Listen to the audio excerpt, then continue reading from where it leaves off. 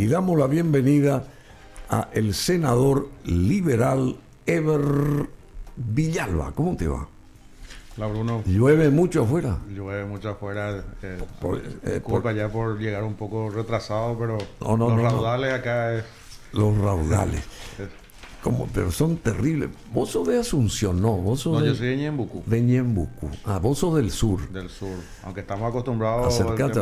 al tema de las aguas, acá los raudales son bastante complicados. Impresionante. Bueno, vamos rápidamente, senador Villalba. Antes que nada te felicito y le felicito a toda la gente y a la ciudadanía por lo de ayer, porque esas críticas al proyecto sobre el supuesto uso o utilización de los fondos del IPS por el momento fue neutralizado gracias a la ciudadanía y a ciertos referentes parlamentarios aquí como el senador Eber Villalba. Creo que hubo también, si mal no recuerdo, o me corregís, 3 senadores colorados que también apoyaron el no ingreso a las arcas del IPS. ¿Es así? Es así. Realmente, como te decía fuera de aire, nosotros estamos en una minoría que resiste las propuestas que van en contra del pueblo de este gobierno. Y una de ellas, creemos, es esta que disfraza una supuesta superintendencia que quiere controlar, pero le da facultades extraordinarias a un superintendente para poder disponer de los aportes y de los bienes de las cajas. ¿Y se sabe quién podría ser el superintendente? Físicamente, ¿se sabe quién podría ser esa persona, digamos? No, la verdad que desconozco quién será. En el caso de la Dirección Nacional de Ingresos Tributarios, sí ya sabíamos quién iba a ser. Quién iba a ser por el lobby que venía haciendo el actual director. En este caso no sabemos quién. Y eso que dijo la senadora Amarilla, la exposición de ayer, ella me pareció muy acertada en ese aspecto. Digamos, ¿cuál es el temor, en síntesis, para no cerrarnos solamente en este tema? ¿Cuál es el temor de ustedes, y yo pienso que la ciudadanía también, teme de que al abrirse esa caja o esa posibilidad que la Constitución prohíbe ahora, entonces se va a poder manejar a discreción los fondos del IPS? ¿Es así? Es así. La ley se plantea como una ley de superintendencia de las cajas. ¿Una ley por encima de la Constitución sería? Por encima de la Constitución. Hay que aclarar que nadie, ni los senadores ni los aportantes, están en contra del control, supervisión, fiscalización de las cajas, ¿verdad? Eso es importante. Es importante controlar que las cajas de jubilaciones sean controladas. Estén bien manejadas. Bien manejadas, ¿verdad? Así como se controlan los bancos, los seguros, etcétera, las cooperativas, ¿verdad? O sea, ustedes no están en contra No estamos en absoluto. de ese control. Ni los aportantes. Es más, para los aportantes sería una garantía el control de las cajas. Ahora bien, ¿qué trae consigo esta ley? Le da facultades extraordinarias al superintendente de poder disponer de los bienes de las cajas. Ahí ya, un momentito, ¿verdad? Paremos esto. Le da facultad. Es más, le da también inmunidades al superintendente. Dice que no va a poder ser investigado o enjuiciado mientras esté en sus funciones. Sí. Pero el presidente de la República sí. El presidente puede ser enjuiciado, todos podemos ser, menos el superintendente.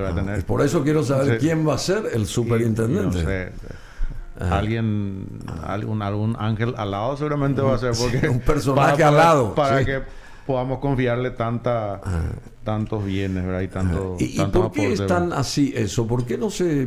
Y esas son las observaciones que le hacemos nosotros al proyecto y que le hacen los aportantes, que finalmente son los dueños de la plata, porque es el ahorro de ese trabajador. Porque el Estado no tiene nada que ver acá. No tiene nada que ver. Es más, el Estado le debe al IPS le debe 500 millones de dólares, 500 más o menos. $500. Y ahí es otra desconfianza, digamos. El Estado no es buen pagador. Y se pretende con esta ley derogar un decreto ley del año 1950 que justamente blindaba los fondos del IPS. Ese decreto ley fue modificado en la década del 90, pero sigue vigente de que los fondos del IPS no pueden ser prestados al Estado. Y esa restricción, ese blindaje es lo que se le quiere sacar con este proyecto de ley. Finalmente no es control, finalmente es apropiarse, ¿verdad? Sí, apropiarse. Y el IPS, por otro lado, debe a las farmacéuticas, me parece, me corregís, algo así como 400 millones de dólares. ¿Es así? Así es. Más o menos ese es el monto que... ¿Y qué pasa si el Estado le paga lo que debe al IPS? Y entonces de ese dinero el IPS va a poder devolver lo que le debe a las farmacéuticas. Y sí, le va a sobrar otra vez 100 millones de dólares ahí. El Estado, o sea, IPS necesita cobrarle al Estado, ¿verdad? Claro. Entonces... Es un círculo vicioso. Es un círculo. Es un círculo. Entonces, ese es el gran temor, ¿verdad? De que el Estado entre a disponer de los recursos. Y no es un buen pagador el Estado. Y no es un buen pagador. Es más, en un caso de que entremos en apuro, ¿quién va a ser el último en cobrar? Sí. IPS. Por supuesto, se le va a pagar a la gente de afuera, a los que no están... Y el último, si sobra, va a ser el IPS. Entonces, y mientras se va a caer más todavía. Y lo más grave aún, que es inconstitucional, por lo que decía. Ahora hay un artículo de la Constitución que dice que no se puede apartar los recursos del IPS de las cajas, no se puede apartar de los fines, ¿verdad? No, los recursos del IPS no son para el Estado, dice. Así mismo, sí. Dice claramente. No hay que prestar al Estado un céntimo del IPS, ni a los entes no sé qué cosa, ni a las municipalidades. Entonces, o sea que está clarísimo eso. Pero bueno, a través de esta nueva superintendencia, al parecer eso va a pasar al olvido. Se va a neutralizar eso que dice ahí la carta orgánica del IPS, ¿verdad? Así, eso es lo que se pretende. Ahora se pudo parar por el momento este avance. Es importante que todas las leyes se puedan discutir, dialogar, analizar, y principalmente con los afectados. ¿Quiénes son los dueños de la plata? Los afectados. Sí, los trabajadores, y los jubilados, ¿verdad? Y acá es importante también la ciudadanía entender de que en el momento de las elecciones, ¿verdad? Nosotros estamos en minoría, como te dije, estamos resistiendo del lado del pueblo, ¿verdad? Pero recientemente pasamos por unas elecciones, ¿verdad? Muchas de las personas que le votaron a ciertos senadores son ahora traicionados, ¿verdad? Entonces, es importante que el pueblo se dé cuenta que es necesario el equilibrio para evitar avances de este tipo, ¿verdad? Entonces, en el momento de elegir, plantearse una buena selección. Y una solución también, digamos, que sea ecuánime, ¿verdad? Porque eso es lo que se persigue. También una ecuanimidad, que no se maneje eso a tutiplé, se defonda el IPS, porque en los bancos creo que el IPS tiene una suerte de 2.500, ¿cómo que se llama? 250 millones, creo que 250 millones de dólares tiene el IPS guardado en los bancos, algo así me parece que era, o 2.500, no recuerdo. Sí, que le genera también utilidades para digamos, el contrapeso de la devaluación. Creo que 2.500, no recordaba eso. 2.500, sí, exageré. 2.500, 250 era lo que costaría si hacemos un prorrateo, las armas, 43.000 armas que fueron a Brasil, ¿verdad? De este caso, de ahí me surgió lo de 250 millones de dólares, las ganancias por la venta de 43.000 armas. 2.500 millones de dólares tiene el IPS en los bancos. Y ese es el dinero que esta superintendencia, al parecer, querrá manejar. Así que hay que... Y más el tema de los inmuebles. Y más el tema de los inmuebles, que son 1.100 inmuebles, sí, más o menos. Pero en este año ya no se va a tocar este tema en el Senado. Y esperemos que no. Hasta ahora hay una convocatoria extraordinaria para el martes. Hoy es 7. No está en el orden del día. Mañana es feriado. Sí. Pero el miércoles hay una ordinaria, el lunes se define el orden del día. De todas maneras hay que estar atentos. Decime, ¿y cómo está la atención en el Partido Liberal? Vos sos liberal. ¿Cómo está la oposición? ¿Cómo está el seno liberal? Así directamente, vamos, ¿cómo se están manejando las cosas también ahí? ¿Se tiene una chance de que la oposición liberal sea alguna vez de vuelta un contrapeso para todo esto que está pasando políticamente acá o no? Bueno, de hecho no podemos negar que estamos en una crisis, pero la crisis hay que verla como una posibilidad de cambio y de transformación. El Partido Liberal es grande, tenemos 1,5 millones de afiliados. Hoy está un presidente que tiene la legalidad, Hugo Fleitas, pero está trabajando para tener la legitimidad. O sea, tiene legalidad, pero no legitimidad. ¿Por qué? ¿Qué le falta? Y necesita trabajar, reencauzar y alinear, por decirlo así, a quienes le pusieron ahí, ¿verdad? Uno de ellos es Dionisio Amarilla, que actúa directamente con los oficialistas, ¿verdad? ¿Vos estás en contra de Dionisio? De Dionisio como persona no, sino de su actuar, sí, ¿verdad? Él es prácticamente el vocero del oficialismo en la Cámara de Senado. Así, directamente. Directamente, él le argumenta, es más, él fue el vocero de este proyecto de ley. Así, che. Sí. Dionisio Amarilla. Dionisio Amarilla. Decime, ¿y por qué se retiró Nakayama del Partido Liberal? Posible, o sea, oficialmente, algo así. Escuchamos, entendimos nosotros. Sí, ya presentó su renuncia. Yo creo que se apresuró. Yo le había llamado, le dije incluso, ¿verdad? Que luchemos desde adentro, no podemos despreciar un millón y medio. Más mejor luchar estando adentro que afuera. Toda la vida. Pero yo creo que coincidió también con lo de Milei, ¿verdad? Que un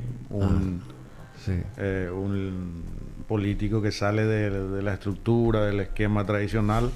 Y bueno, aparecieron muchos seguidores de Milei de repente y él se cree ya un Milei, porque esa foto parece que ya es un presidente más o menos, porque él quiere ser el presidente siguiente, me parece. Eduardo Nakayama confirma que creará un nuevo partido político y evidentemente tiene mucha gente que lo apoya. Ayer estuvo ahí.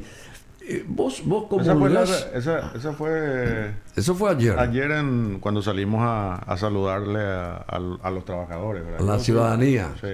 Yo soy respetuoso de las luchas populares, de los sindicatos. Saludamos de manera... Sí. Pero él cruzó la valla, ¿verdad? Él cruzó de lado. Él cruzó la valla y ahí le levantaron. Sí. Ahí vos estás... ¿Cuál sos vos? ¿El que está al lado de Nakayama? Nakayama, sí. Ahí sí. Estamos. Ahí está, esa es la posición ahí en el Senado. Ahí está Esperanza Martínez, está Eduardo Nakayama, Eber Villalba, Esperanza Martínez, senador de Ciudad del Este, ¿cómo se llama? Rubén Velázquez, nosotros le decimos Marco Antonio. Marco Antonio, sí, Marco Antonio. Y después José Oviedo. ¿Él es colorado o...? No, él es de Cruzada. De Cruzada Nacional. Está Líder Amarilla, Paco Valedesma, Salim Busarqui. Ahí estaban las compañeras saludando por ahí, era Katia y Yolanda. Decime, ¿y por qué el Nakayama no comulga con Paco Valedesma? Porque al parecer también lo citó como que Paco Va es parte del ejido liberal que maneja Dionisio Amarilla. No sé si estoy errado. No, Paco A forma parte de nuestra bancada. Nakayama lo cuestionó por la posición. ¿Por qué le cuestionó? Por la posición que tuvo en el juramento de Pucheta. De Pucheta, sí. de Pucheta. Y ya que mencionas a la doctora Pucheta, ¿y cuál es tu posición respecto a eso? Yo adopté una posición política con los demás compañeros de la oposición de no asistir al juramento. Sí. ¿A vos te parece que es ilegal eso? Es una posición política. Es una posición política. Hay muchos que argumentan de un lado pero y del otro. La postura hoy en el jurado de enjuiciamiento de magistrados de la doctora Pucheta, ¿para vos es correcta o es incorrecta? Desde nuestra posición política es incorrecta. Tendría que continuar. Continuar. Enrique Cronaueter. pero desde la lectura de muchos especialistas, inclusive un liberal, Stimson, no sé si lo conoces vos, Sí.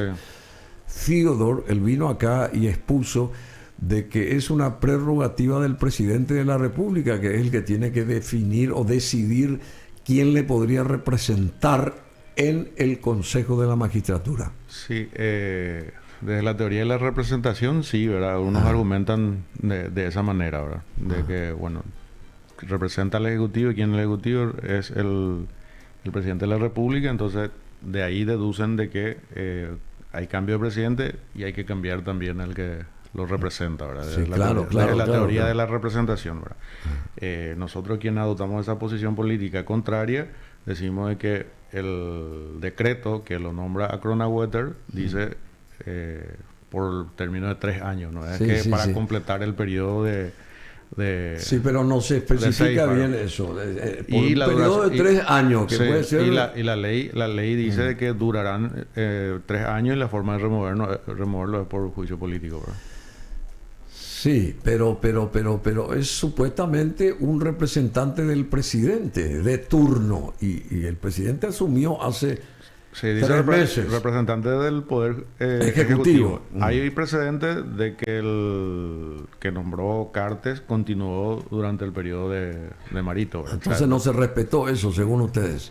O En- sea, ahí se respetó y ahí se acá respetó no. y acá no, ¿verdad? Entonces, con ese precedente es lo que... Bueno, Pero una eso, discusión que... eso bueno, no esa está pulseada muy... pulseada que sí. se perdió, digamos. No está muy clara también esa historia porque Sí. Stimson, yo le creo a Stimson. Primero que él es liberal, no es colorado, vamos a comenzar por ahí. Ni tampoco forma parte de un actuar errado o maquillado a través de fuerzas políticas foráneas que a él no le maneja nadie. Desde esa perspectiva, yo tengo un aprecio enorme y sé la capacidad de Quique Kronauer. Es amigo mío, ¿verdad? Me puedo captar de que es amigo mío y tengo la honra de que sea amigo mío, ¿verdad? Pero desde la perspectiva de Stimson, no fue errado lo que pasó acá en este nombramiento. Yo analizo así, pero yo no soy ustedes, no soy ni senador, ni diputado, ni nada por el estilo, ¿verdad? Sino esa es la perspectiva que yo entiendo, ¿verdad? Y seguramente que hay una cuestión que está en la nebulosa ahí que debería después arreglarse para una siguiente ocasión o no sé cuándo. Bueno, y en el terreno de seguridad, querido senador Eber Villalba, ¿cómo está Paraguay en el terreno de la seguridad? ¿Se avanzó en la seguridad? ¿No se avanzó? ¿Estamos en qué fase? A ver. Bueno, lo que avanzó es la inseguridad, ¿verdad? ¿Ah, sí? Hoy, empezando de las cárceles, hoy, 7 de diciembre, la cárcel de Tacumbú sigue tomada. Sigue tomada. El Estado no tiene presencia, no tiene control en la mayor penitenciaría de la República del Paraguay. Es la oficina, el escritorio del crimen organizado. De ahí dirigen todos sus operativos, ¿verdad? Entonces, y vemos que antes veíamos en las noticias que los asesinatos por encargo se hacían en la zona de frontera. Hoy día se hace en la capital del país. En el estacionamiento de los supermercados se le están matando a gente. Hubo un ejemplo de eso, Sí. lamentablemente. Entonces va creciendo. Sí, y la sensación de inseguridad Ajá. también. Después tenemos el tema del narcotráfico. Nosotros hoy día somos el centro logístico del crimen organizado. Narcotráfico. Ahora el tema de las armas. Este tema, Brasil hace rato que lo ve, no sabían qué hacer de tantas armas que ingresaban a Brasil desde Paraguay. Desde Paraguay. El tema 43.000 armas. impresionante la cantidad. El tema de las drogas. Se recibe de Bolivia, se embarca desde Paraguay y se va a Europa. Marcet dice que está en Paraguay. Se da el lujo de mandarle mensajes a través de medios de comunicación a las autoridades nacionales. O sea, Como burlándose. Viene una periodista, dice que Uruguaya, voló en 2 helicópteros, nadie detectó. Nosotros no tenemos un sistema de radar, habíamos insistido desde el Senado para que se le exija a... hubo una disputa entre DINAC y Fuerza Aérea quien iba a manejar el radar. Hasta ahora no tenemos radar, solamente el 3% del espacio aéreo podemos controlar. Se tiene cubierto que es nada. Nada, entonces... Sí, ya sé, pero querido senador Eber Villalba, pero esto no es una cuestión de ahora, y menos de este gobierno, porque este gobierno subió hace 3 meses. Es que el gobierno no puede... Hace décadas que se anda con este problema de las cárceles y todo este tipo de cosas. Sí, hace más de 10 años, 15 años. Convengamos que Santiago Peña es el segundo periodo de Horacio Cartes. Desde la lectura de ustedes. Claro. Es más, el Partido Colorado no puede eludir responsabilidad hasta hace 70 años gobernando el país. El mismo signo político es el que cambió personas, por supuesto, porque la Constitución dice que cada 5 años se va un presidente. Pero el mismo signo político es responsable de los avances y retrocesos que tiene esta república. Hace años se tuvo una primavera, 3 años y medio con Lugo, no terminó de acomodarse y lo echaron. Bueno, pero hay algo fundamental, querido. Yo sé que vos, no sé si hasta ahora, tenés mucha amistad con Alegre. Sí. Bueno, pero yo te quiero recordar que en la época última de las elecciones, creo que el resultado fue en abril de este año, ¿verdad? Que se le nombró como presidente electo a Santiago Peña. Y hace 3 meses se oficializó en el cargo. Digamos, hasta abril, y todos los medios de prensa habidos y por haber proponían a Alegre como el presidente. Y después, ¿qué pasó ahí? Tuvieron a través del voto, tuvieron una decepción tremenda. ¿Ustedes no se dieron cuenta de que eso estaba más bien siendo maquillado, arreglado para la ciudadanía, con el afán de que Alegre llegue al poder, pero que fue todo un blef, porque o pusieron a un representante de la oposición que no era el correcto, seguramente, y por eso no llegaron a tener el toro por las astas, porque acá la consulta es por qué la oposición no llegó al poder teniendo no solamente la prensa a su favor, teniendo la embajada de Estados Unidos a su favor, teniendo un montón de cosas a su favor, pero fue una gran decepción. O sea que eso también habría que analizar, ya que vos decís que hay 70 años de coloradismo, ¿verdad? Bueno, hay varios aspectos y no quiero que me creas a mí, porque yo soy político y la gente duda, más todavía en Paraguay duda de los políticos. Pero vos sos una persona honesta. A los por eso estás acá. Cientistas políticos, ¿verdad? Decía algunos analistas internacionales, ¿verdad? Para analizar los datos de Paraguay, y nos decían, no queremos analizar resultados basura. ¿Sí? Sí. Porque sale de toda predicción, de toda estadística, de toda lógica. Y hay varios aspectos, ¿verdad?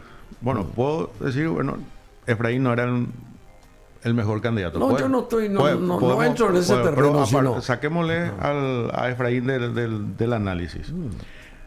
Una historia antigua. Por otro lado tenés 1.200.000 y un poco más de electores a favor de Santiago Peña, que es alrededor de 300.000 funcionarios por 3-4 miembros familiares. Es el techo tope, es lo que puede llegar. Por otro lado, un Payo Cuba inflado por el mismo sector de Cartes, a través de los medios de comunicación de Cartes, que se le... Pero, ¿por qué dicen datos basura o datos podridos los analistas internacionales? Porque, si bien siempre hubo la prebenda, la compra de votos en las elecciones, esta vez fue impresionante. Y en eso contribuyó también este sistema de elección de ahora, que es la lista de bloqueadas.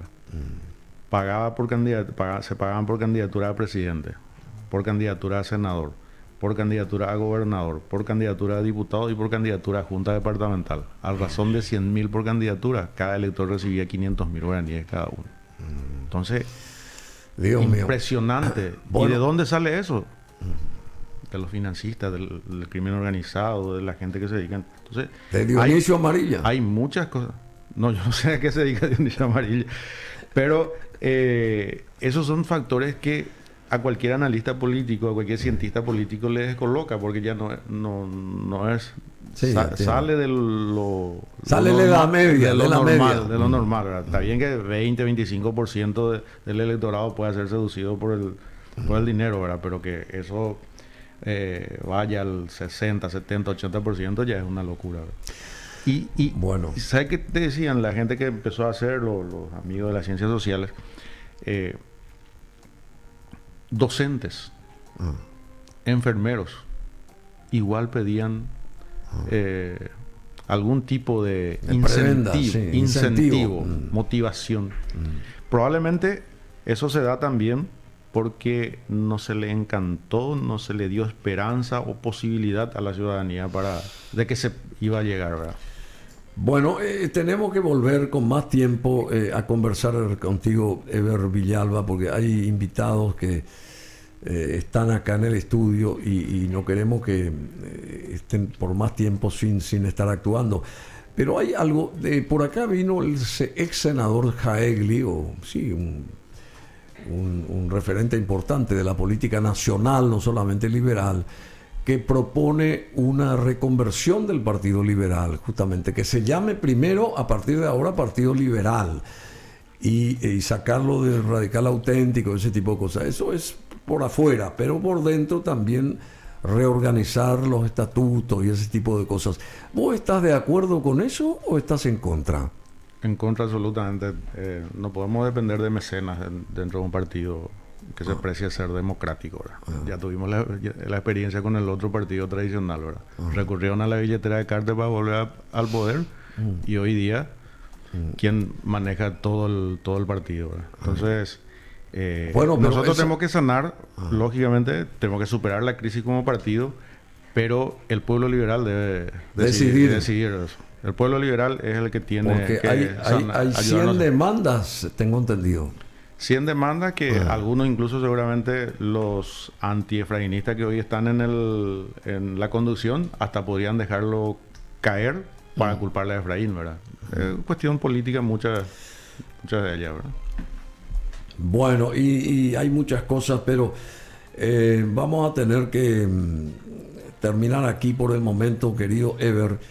Te agradecemos muchísimo que hayas, a pesar de la lluvia que sigue cayendo sobre Asunción, viniste y te retrasaste porque todo el tráfico, porque queríamos tocar también la cuestión del subsidio de transporte, que casi se duplica sin prever mejor servicio para la ciudadanía, la cuestión esta del tren de la cercanía, todo ese tipo de cosas, y lo de la superintendencia de jubilaciones, que al parecer la siguiente semana se va, no sé si volver a tocar o ya prácticamente no se ahonda más en este año sobre ese tema. Esperemos que no.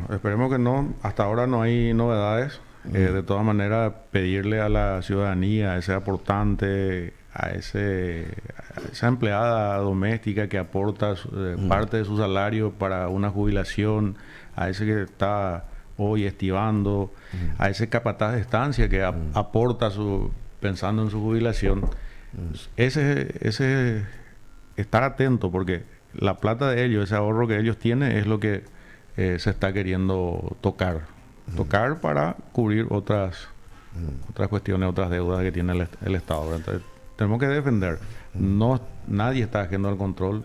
Es más, debemos controlar las cajas, el funcionamiento de las cajas, pero no podemos darle las atribuciones a un superintendente para que pueda disponer de los recursos que tiene la caja.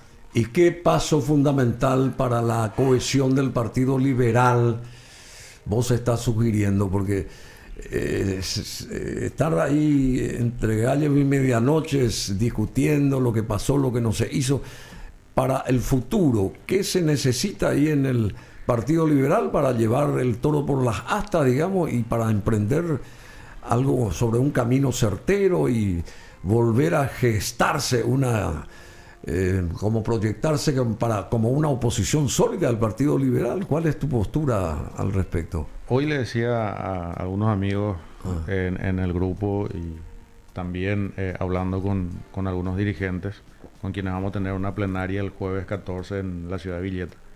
El Partido Liberal debe volver a conectar con el pueblo, con la gente, en la calle, del lado de la gente, con las reivindicaciones, con la defensa de los derechos. Volver a conectar con el pueblo. hablando mal, el Partido Liberal también se aburguesó bastante, ¿verdad? Y se alejó de ese pueblo que veía al partido como defensor de sus reivindicaciones. ¿Y vos no podrías ser uno de los referentes ahí en el directorio del Partido Liberal para que se dé ese paso? Porque vos querrías, vos tenés todo un perfil para eso. Y estamos trabajando. Lo importante es volver a conectar. Estamos saliendo, vamos a salir a hablar con la gente, con los afiliados en toda la República del Paraguay, preparando, reorganizándonos, formarle a los líderes también, juveniles por sobre todo, y hacerle entender que hacer política no es conseguir un viático, un salario, o que alguien te consiga un puesto en el Estado y en contraprestación salir a juntarle votos, ¿verdad? Yo soy alguien que militó de los 11 años justamente. Cuando venía acá hacia los estudios me llama la exdiputada de Ñembucú, con quien yo me inicié allá en el 93 más o menos. Y le decía, en nuestra época nadie te pedía 200, 300 mil guaraníes para sentarse en la mesa. Era todo un orgullo ir a defender los resultados. Era una cuestión patriótica. Patriótica, o de tu equipo, o de tu proyecto político. Ahora nadie se sienta en la mesa si no le das un 200, un 300 mil guaraníes. Qué bárbaro. Entonces, bueno, hay que cambiar eso de alguna manera. Si se puede, hay que cambiar el chip y tener que volver. Eber Villalba, senador, muchísimas gracias. Muchas gracias.